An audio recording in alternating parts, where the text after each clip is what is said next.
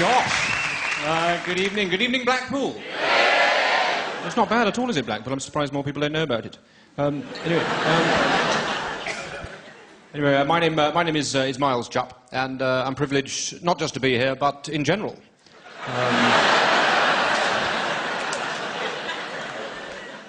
I really am very lucky indeed. No point pretending otherwise.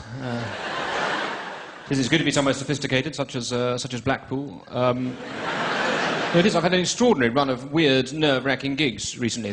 I did a gig in Glasgow for a bunch of offshore oil workers who were onshore for one day and were, in fact, expecting to see a stripper. Yeah, that actually went quite well. Oh, thank heaven for these pre-Raphaelite curves.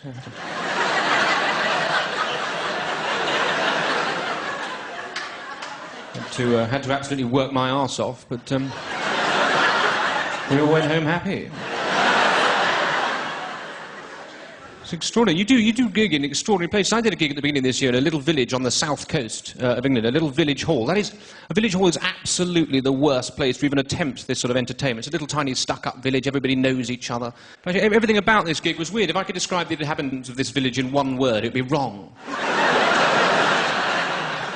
I got picked up by this lady. She took me to the gig, right? She collected me from Winchester train station, right? And we're driving to the gig, and she was going, "Oh, it's very good of you to come down and do this." I was saying, "Oh, it's no problem at all." She said, "They're a lovely audience."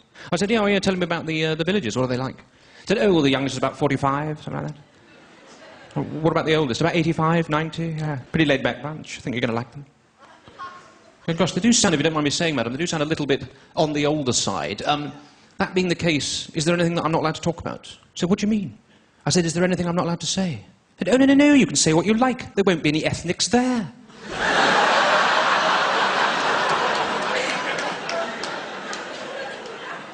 That is absolutely not what I meant by the question.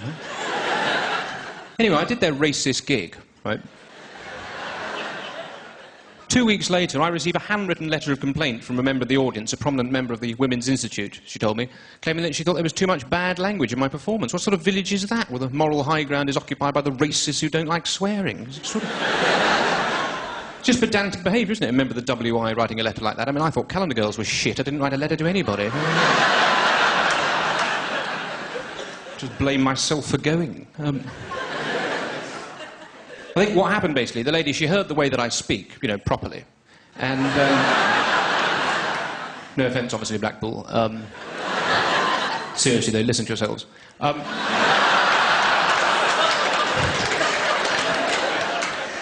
She heard the way that I speak and assumed that she could judge my politics and my outlook. That is very much the curse of this accent. A lot of people hear the way I speak and assume that I must be a homosexual. Don't know what the logic is there. I don't know if they think I've had to learn to enunciate clearly with a mouthful of other gentlemen.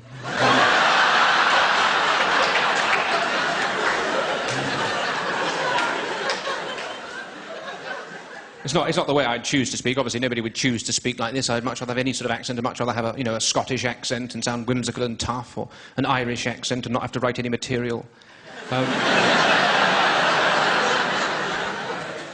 The reason I speak like this simply is because this is the way that my parents speak. That's the way it works, isn't it? You do tend to inherit the accent of your forebears, which is why a lot of working-class people seem to be incoherent. Because their parents were drunks.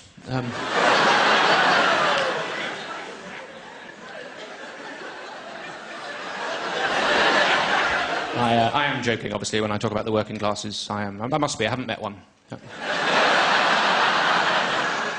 Absolutely no idea, yeah. Statistically, some of them must be smashing.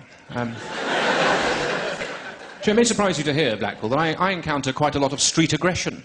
I can't imagine what it might be about me. I was in Hull recently, on my way back from a show. I got mugged by a young man. He attacked me with a knife. Don't know why he thought a knife was necessary. His accent was bloody terrifying. Incredibly awkward when you're involved in a confrontation of this sort. You have to spend the whole time going, "I'm terribly sorry, young man. I really can't understand a word. I hope it's not directions. I'm simply not from round here." Was it? "Oh, come on, you funny little fellow. Project!" Use the diaphragm. There we are. Yeah. Turned out he was saying, "Give me your money." Said, "What, all of it?" "Most of it's tied up in land."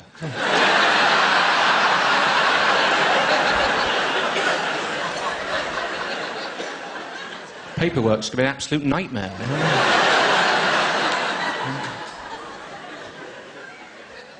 Ended up writing him a cheque. Yeah. I mean, it's a difficult time, isn't it, for people? It's a difficult time. People are very touchy about things, aren't they? There's a recession on, isn't there, which must be terrible for the people involved. I think the recession's great. Have you seen how cheap shit is? Yeah. It's fantastic. I bought a DVD of Time Cop the other day for £1. Yeah. Not even going to watch it.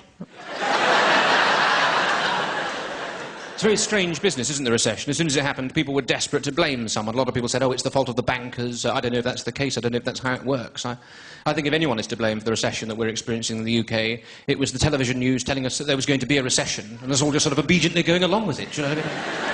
Out of a desperate desire not to embarrass the BBC or something. I remember very clearly about 9 months ago, the newsreader at lunchtime suddenly going, everybody's panicking! I thought, are they? I seem to be having a bit of toast in my pyjamas.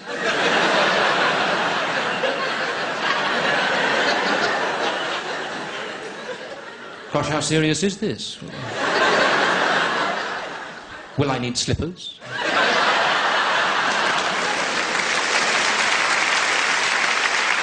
Blackpool, it's been an absolute pleasure to speak to you. God bless. Good night. Thank you.